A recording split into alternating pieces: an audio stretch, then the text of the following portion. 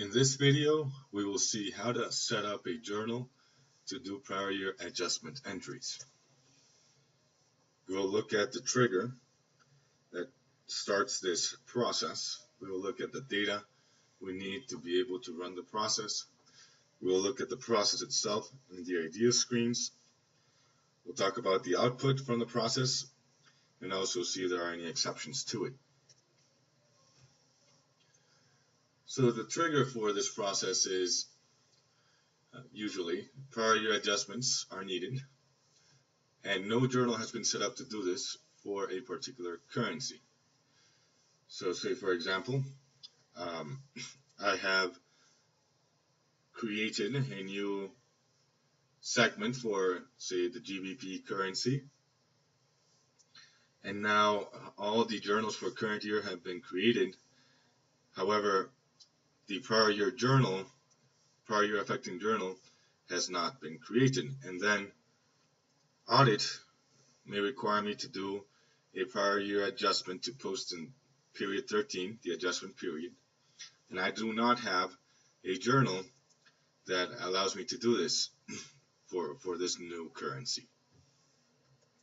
That would be, say, a case where you need to run this process. So what is the master data that we need for this? We need to have transaction types, a transaction type set up that I can use for the prior year posting. And I also need to know the entity where I'm going to set up the journal. So the process is basically to access the GL module, go to the journal definition screen, select the entity, enter the new journal name and description, set the conversion and balance required flag, and save.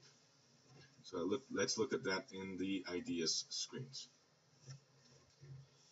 So we are in the general ledger module. We now go to utilities and we go to journal definitions.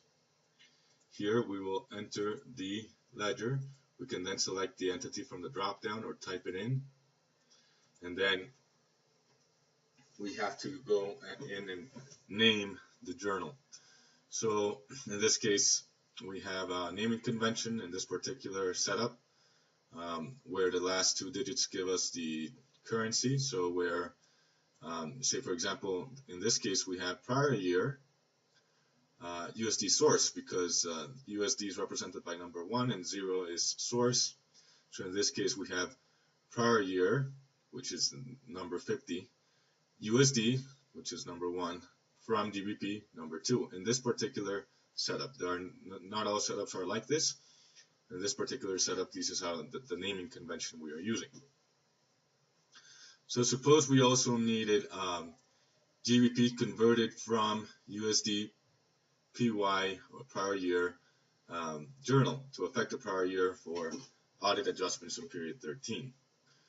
So following this naming convention for this particular setup, I could do, say for example, this, if number 2 is the one that represents GBP currency. Once again, not all setups are like this. There might be other, in your case, if you're running this on a different database, you might have a different naming convention. It might be alphanumeric, for example. In this case, it's numeric.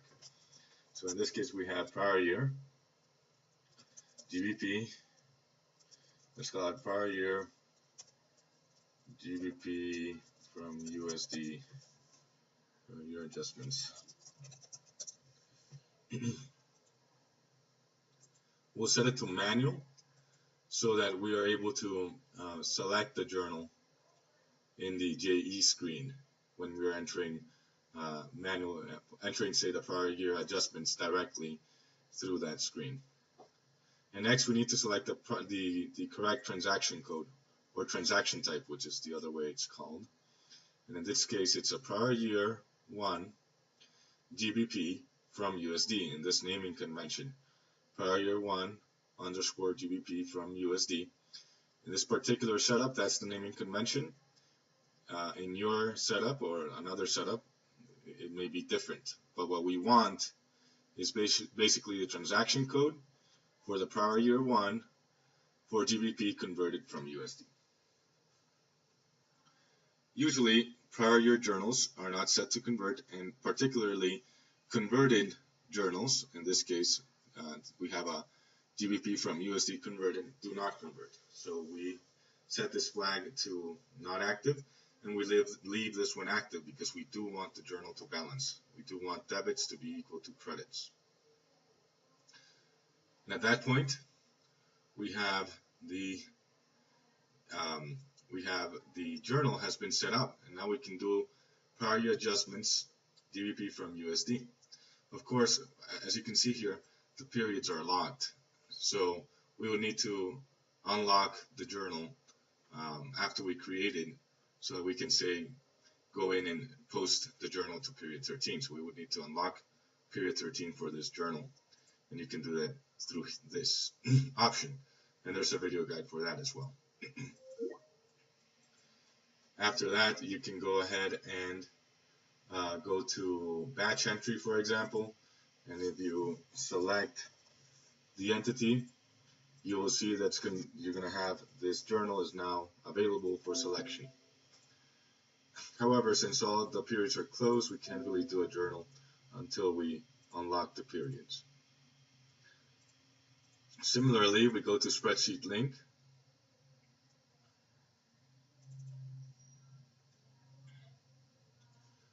We will be able to select that journal from the drop-down now. So, after we save, as you can see, the output is that journal ID we set up for prior year adjustments is now available for selection, both in the JE screen in GL and in spreadsheet link. We are able to see it in JE screen in GL because we set it to be a manual journal. If it was not set to be a manual journal, it would not be available for selection in this screen. And I mean this screen.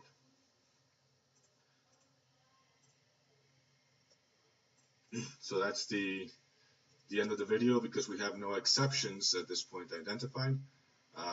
That's how you set up prior year journals. And thanks for watching.